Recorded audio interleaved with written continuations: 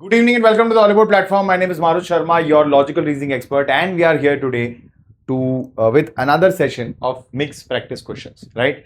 So I have labeled these questions for you. They are from various exams of SSC so that we get a better practice overall. Okay. Hello. So let's start. So the very first question, we will keep this session a bit quick paced so that we don't waste a lot of time in between. Right, so I will give you a while, you can solve the questions, but in a certain timeline, I will come back and start solving for you. Okay, so that's going to be the pace. Let's start. Right, so this is the very first question. You can put the answers in the chat box quickly.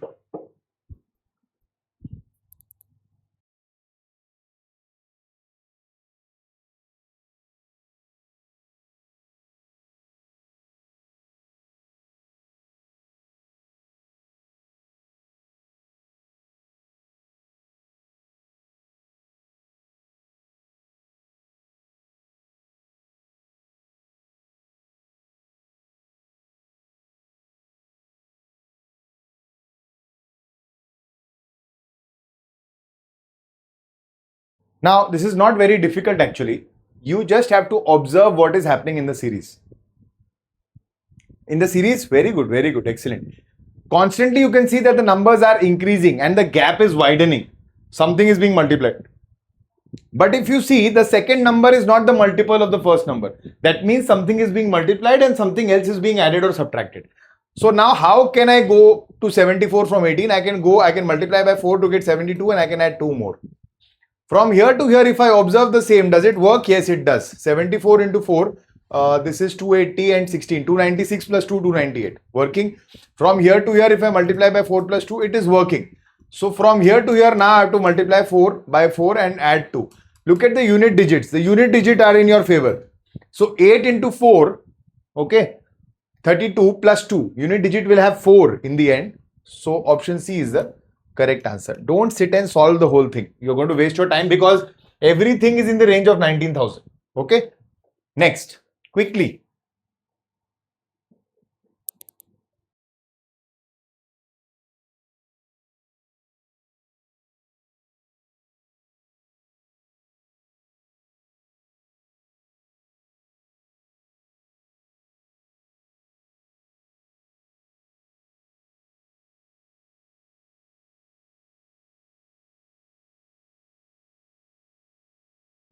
Now, in this case, if we observe, look, take always first step is take the help from the vertical option. So first option is A. So first blank is going to be A. Anything else which is being repeated, last is Y. Now P-R-A-Y, P-R-A-Y-Z, P-R-A-Y-Z, P-R-A-Y-Z. Most probably this is how it is working. This is our pattern. Just observe the answer. A-Z-P-Y-R-Y. A-Z-P-Y-R-Y. Option C is the right answer. This is a tier 2 question, but it's very easy. Good job. Next.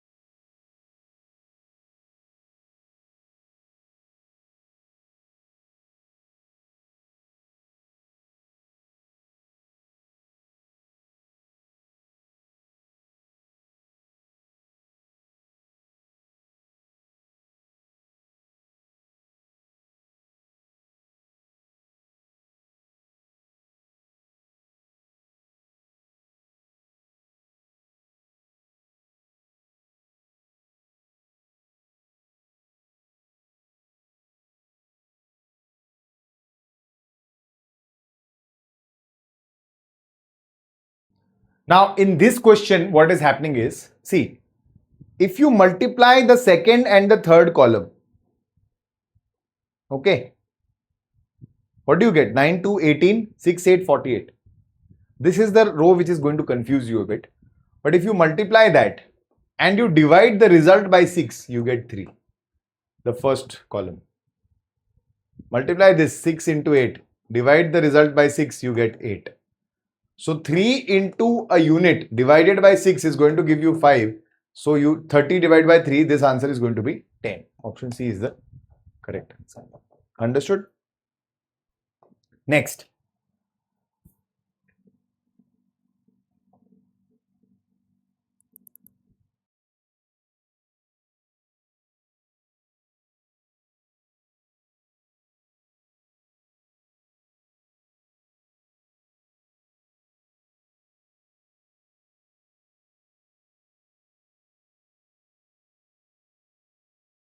This is similar to the previous one actually. Again, if you multiply these two, so 2 into 6 is 12 divided by 3 is 4. 3 into 9 is 27 divided by 3 is 9 again. So 6 into a value divided by 3 should be 24. So 24 into 3 divided by 6, that is 12. Option B.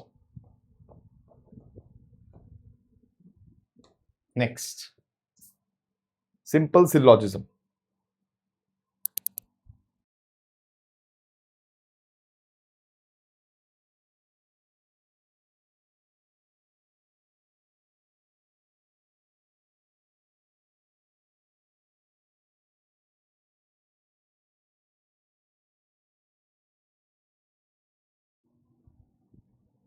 Some dancers are writers. All writers are students. Now look at this. Some students are dancers, absolutely true. Some students are writers, absolutely correct. No student is a dancer. See, if some is already true, no can never be true. So 1 and 2. Only 1 and 2. Option B is the correct answer. Next. Another syllogism based questions.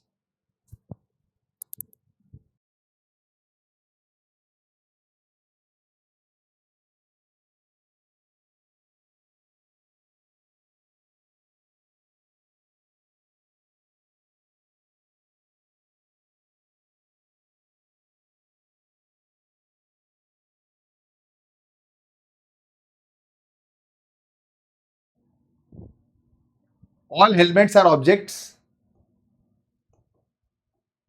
Some helmets are vehicles. Some objects are helmets, absolutely right.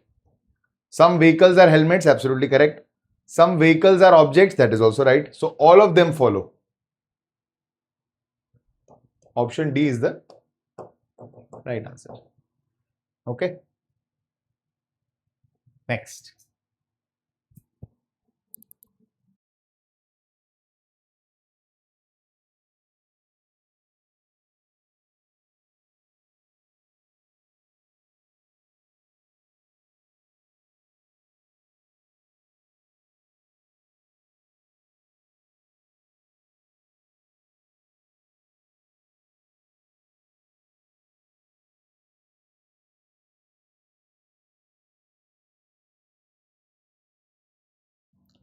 Critical reasoning based question. In India, big cities have attracted migrant population from rural areas.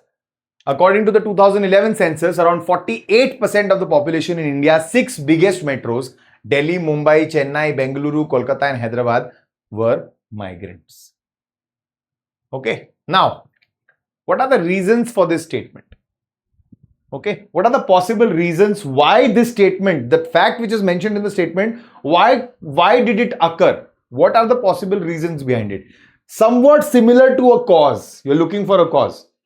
Now, there are two reasons given to you. Just go through them. Migration happens due to better future prospects and economic opportunities in the cities. Make sure, so try to understand the reason may not always be listed in your statement. Okay. The reason may not always be listed in your statement. It can be implicit, it can be explicit. So you need to clearly understand, is this correct reason? Yes, absolutely right. Because even if you read it carefully, migrant population from rural areas and the big cities are attracting them. Why are they going there? For jobs, for better opportunities. The second one says migration happens because people like to travel and see new cities. That is known as traveling, not migration. Migration means permanently settling down in some other place, right? So only one is a possible reason. It's a pretty easy question actually, right? Just that Because it is critical reasoning, we often tend to think more, overthink. Avoid that at all costs. Next.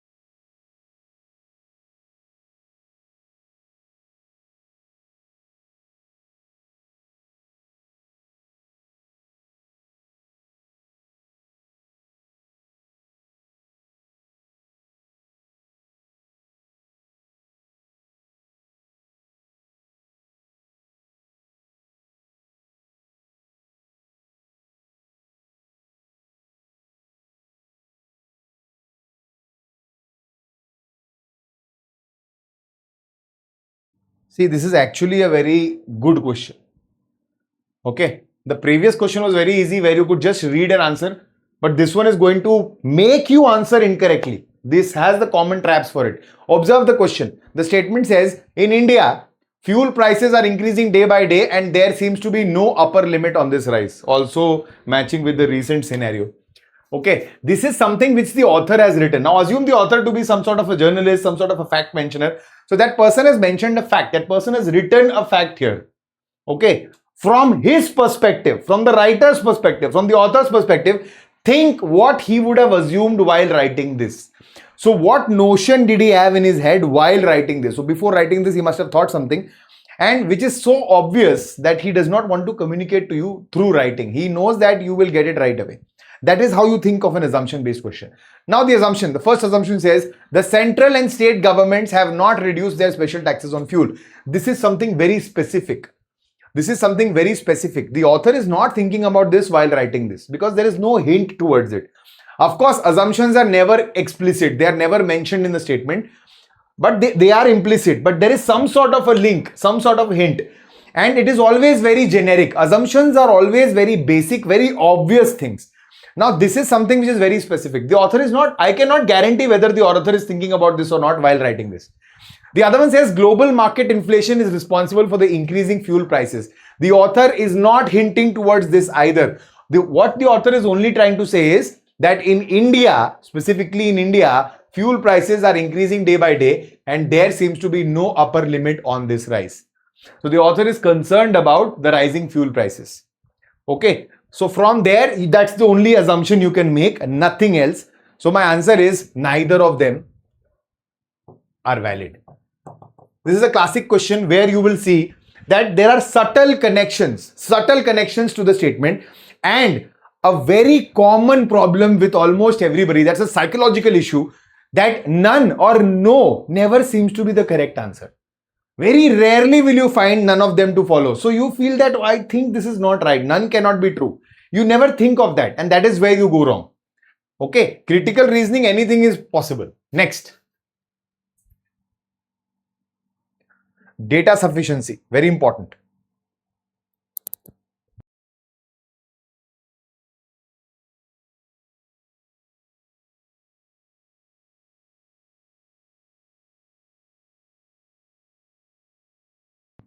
Because think from the author's perspective.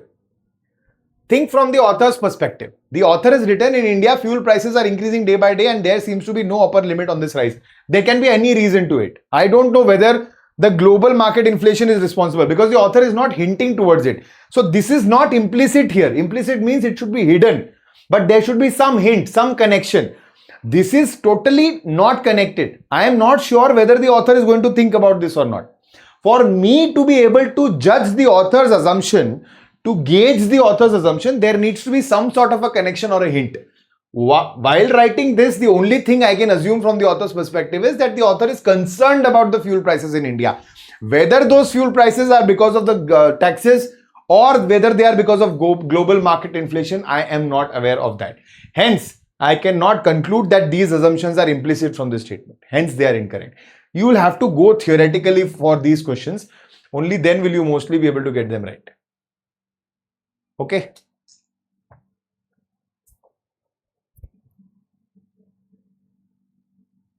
Now for this one, okay, I think all the question is also in Hindi. What? Oh yeah, it's in English. Sorry, my bad. Yeah.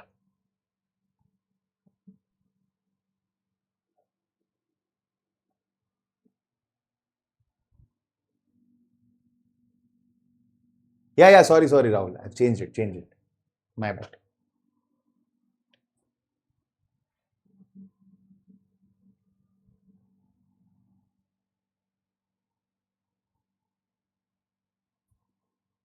So there are 6 people sitting around a circular table. Okay. Now, whenever you have data sufficiency based on some sort of a sitting arrangement or a puzzle, try to solve it always. Start solving it partially. Start arranging it partially. Only then will the visualization help you. Otherwise, it's useless. Okay. So 6 people are sitting around a circular table. Let me draw it here only. Each of them is facing either the center or away from the center. That's an excellent question. Each of them is facing either the center or away from the center. Which direction is D facing? Now, before moving on to the statements, this is statement 1. This is statement 2. Okay. Now, start reading the options. The options say statement 1 alone is sufficient. 1 and 2 together are not sufficient. 2 alone is sufficient. 1 and 2 together are sufficient. So, this is a standard question only. Standard. We will first check for 1, then for 2, and then if needed for both. So, we'll check for 1 alone. B is sitting second to the right of F and both are facing the center. So, if F is facing the center here, B is sitting second to the right. So, 1, 2, B is sitting here and B is also facing the center. Okay. What is the question? The question is in which direction D is facing. Remember this question. Only 2 people sit between A and E from any end. Okay. From any end. So, if this is the only possibility that they are sitting here. Right? So, A and E will have 2 people from any end. Anywhere else, if I make them sit, so it will be imbalanced. Correct? So, A and E are either here or here. A is not an immediate neighbor of B. So, A is not here. So, E is here and A is here. This much now I have understood. But do you think from this information I can figure out where is D out of these 2 and where is he facing? No. So, 1 alone is not sufficient to answer the question. That means option A is gone. Now, I'll have to check 2 alone. C is facing opposite to B. D is sitting second to the left of C. Just read it and understand. Just read this line alone and understand. Do you think this is sufficient to answer? No. So, 2 alone is also not sufficient to answer. Now, either both of them will work or not. So, 1 already I have set up. Now, I'll set up 2 here. C is facing opposite to B. So, do I have anywhere anybody opposite? No. Oh, so opposite to B, sorry. Yeah. So, C is here and D is sitting second to the left of C. Now, if C was facing outside, second to the left is already occupied. That means C is also facing inside. D will be sitting here. But that still does not talk about D's facing, does it? It does not. Some of them are facing inside. Each of them is facing either the center or away. But they haven't even written that half of them are facing the center and half of them away. Because even then we would have figured out that out of 6, 3 are facing inside. So, these 3 will be facing outside. Okay. A and E are facing the same direction, but we don't know where they are. Right? Nothing we can conclude from here. So, the answer is going to be they are both not sufficient to answer the question. Now, this is a gamble. Because despite almost solving the whole question, you ended up getting this answer. Right?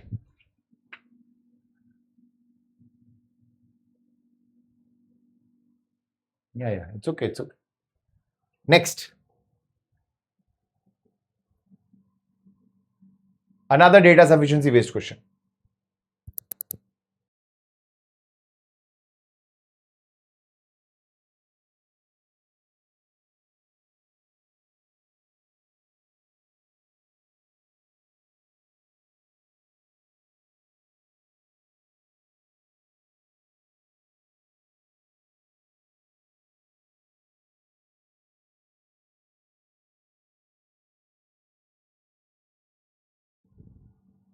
I'm just moving out of the frame so that you can see clearly. That's it.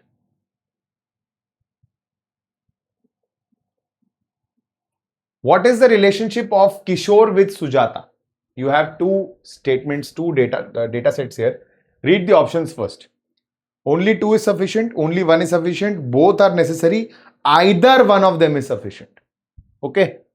Now, Kishore with Sujata, read this. Navya is Kishore's daughter, Vinita is Kishore's wife. There is no mention of Sujata. So 1 alone is not sufficient. If 1 alone is not sufficient, option B is gone. And for either or to be true, each of them alone have to be true. So D is also gone. Now, 2 alone can be sufficient or both can be sufficient. That means you're going to get your answer. 2 alone. Now just read 2 alone. Kishore with Sujata. Aman is Navya's brother. Sujata is Aman's only daughter. With no mention of Kishore. Right away, just by reading, you can conclude that both will be required to answer your question. Both will be required to answer your question without solving anything. Let's try it. Sometimes there are errors in the question also. Let's try it. Navya is Kishore's daughter.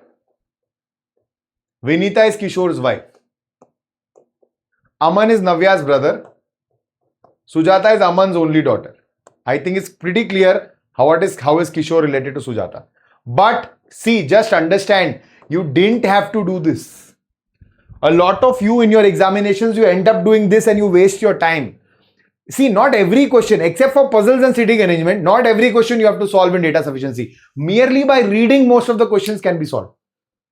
So those of you know how to approach data sufficiency this way, you already got your answer. You are done, you moved ahead. Some of you are still stuck here. They want to confirm. Oh, I have got this answer, but I still have the urge to confirm it.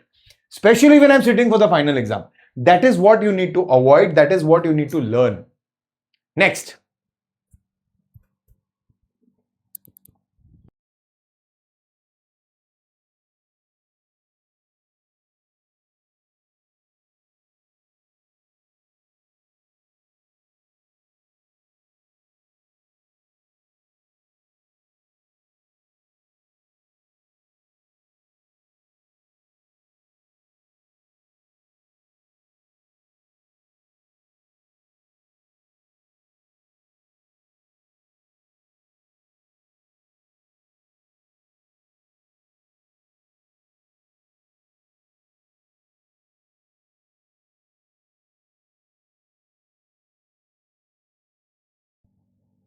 Which of the following expressions indicates that P is the brother of R? Okay. Now, how do you solve this question? Please do not draw the tree for each option. First, eliminate. So, P is the brother of R. That means P has to be a male. So, P cannot be a female. What options are showing you that P is a female? P cannot have a cross. That's it. So, P cannot have a cross after it. So, option C is gone right away. Okay. Mostly, P will mostly not be in the end because this is not going to give you the gender of P. So this is also most probably not correct. Now you have two options in which P plus Q is there only. So P plus Q is the same. P is the brother of Q. For P to be the brother of R, Q has to be the brother or sister of R, right? Q divided by R implies Q is the father of R. So this is also gone. Q into R means Q is the sister of R. So P is the brother of R. Option B is the correct answer. So in the end, what you did, you only had to check two options. That too, only half of it. Okay. That's how you eliminate and solve these questions. Cool. Next.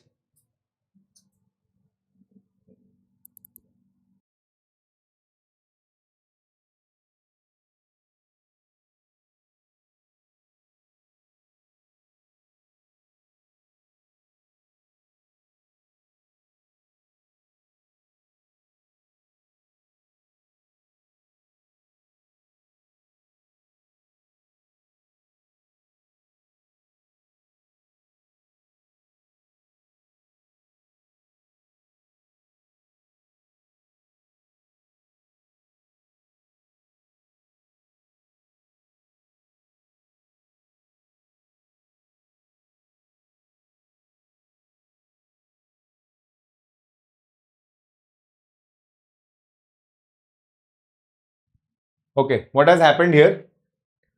So how is K related to W? K related to W. W hash Q. Okay, here everything is in Hindi. Oh no, yeah, it's here. It's here. W hash Q. W is the mother of Q. Q at the rate T. Q is the son of T. T ampersand Y. T is the brother of Y. Y at the rate M, Y is the son of M. And M% K, M% K, M is the wife of K. Now, how is K related to W? So, this is W's father-in-law, correct? Option B is the right answer. Alright, good job. Next. Coriander, spices, cinnamon. Coriander, spices, cinnamon.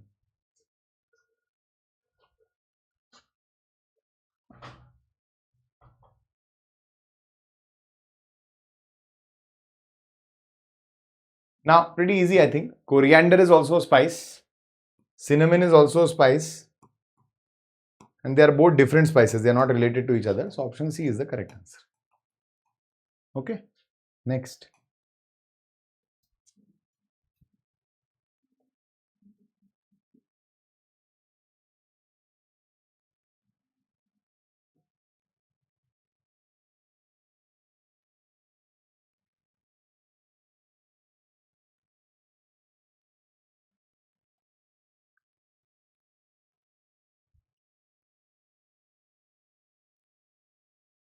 So, how many families have visited at least two of the places among Srinagar, Shimla and Gangtok? This is Srinagar. This is Shimla. This is Gangtok. The question is, how many families have visited at least two of the places among Srinagar, Shimla and Gangtok? At least two means minimum two. So, minimum two, maximum three. You will count all these. So, at least two means these people, these people, these people and these people. Okay. So, 22, 7, 5, 12, that is 34, 34, 44, 49. 49 is the answer. Option D is the correct answer. Okay. Next.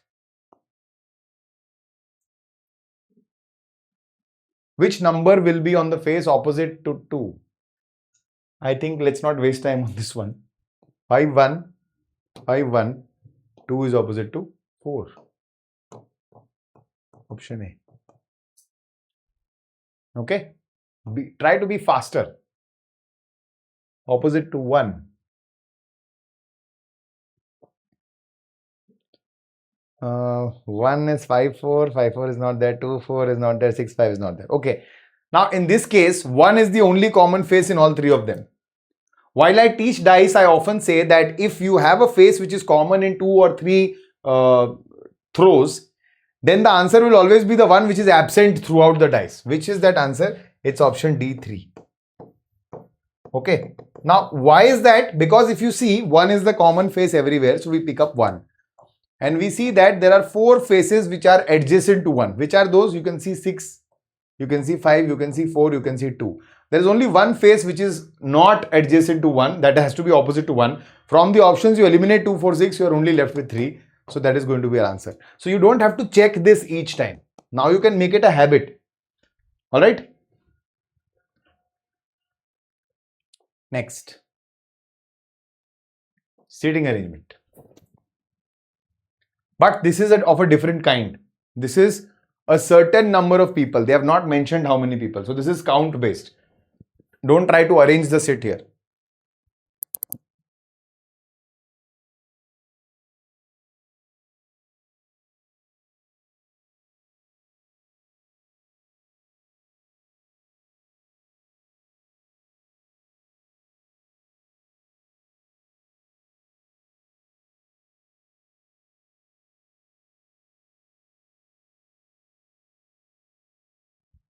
A certain number of people are sitting in a row facing north. Okay. N is sitting third to the left of P. Third to the left of P means if this is P, there are 2 people between N and P. That is how you have to count now. Don't draw the whole thing. M is third to the left of N. 2 people between M and N. O is third to the left of M. 2 people between M and O. M is sitting between O and N. That I think we have already found out. N is sitting between M and P. Already found out. If no other person is sitting in the row, what is the total number of people sitting in the row? It's clearly visible now. Count the numbers separately. 1, 2, 3. 6 people. and count these letters separately. 6 plus 4, we have 10 people in the room. Very easy question. Just that, why do they make it, why do they make you solve this? Because a lot of people end up doing this. P, 2 people N, 2 people M, 2 people O, then you count all these blanks. That is where you waste your time. Every second counts. Okay? And I hope you all know this method already. If third to the left means there are 2 people between them, just subtract 1 from it.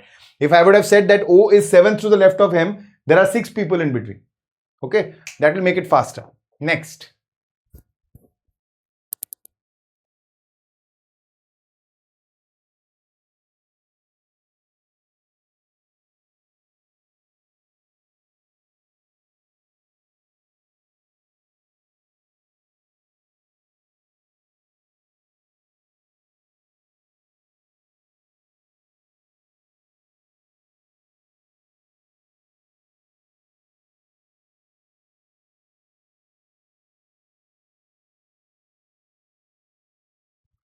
Seven people are sitting in a straight line facing the north.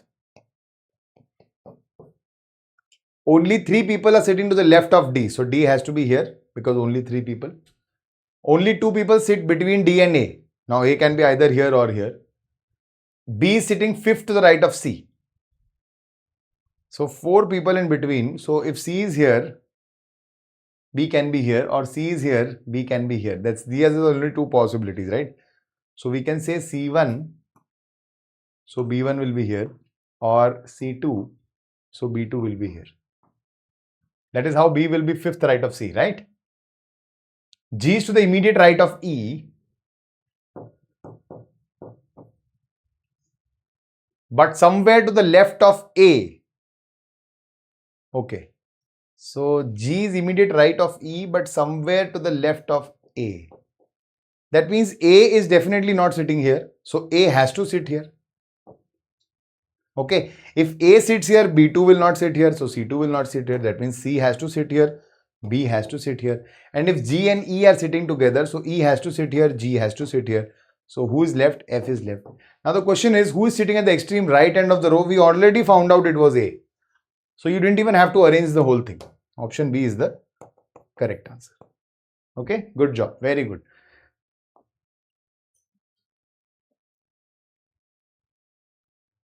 Distance and direction. This is also a very good question.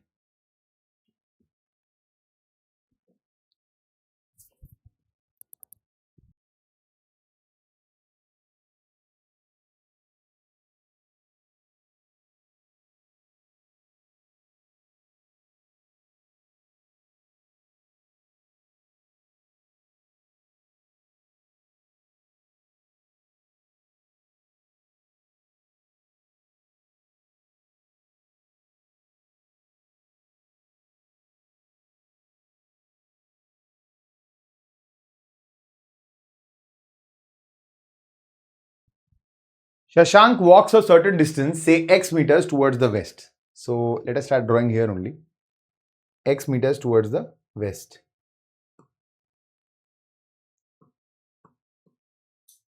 Then turns left and walks 35 meters. Then turns right and walks 18 meters.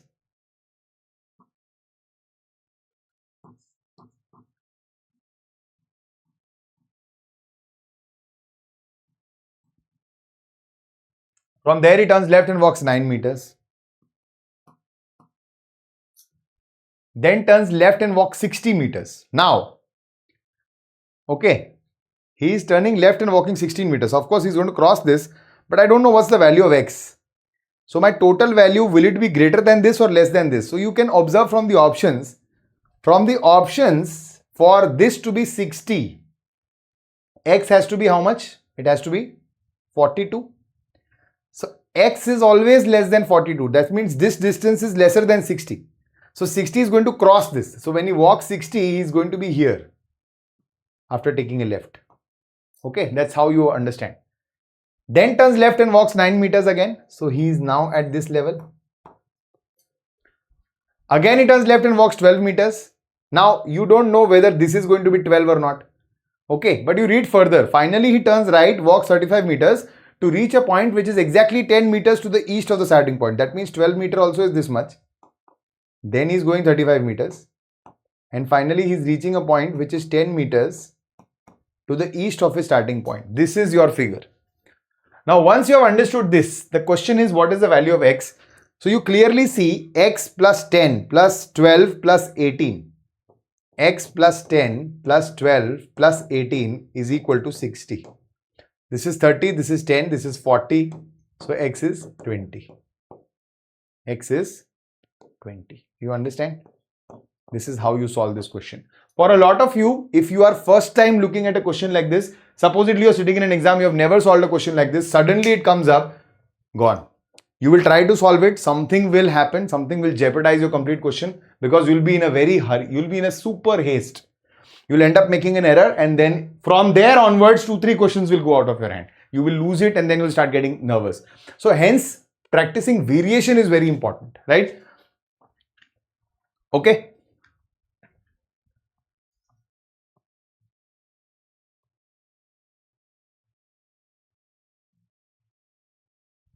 Alright, so that's enough for today. Thank you so much for watching till here. Do hit the like button and subscribe to the channel if you are new here and share this video across platforms so that others can also benefit from the same. I'll see you around in the next session with another set of practice questions. Till then, you guys take care. Bye-bye. Namaskar. Jai Hind.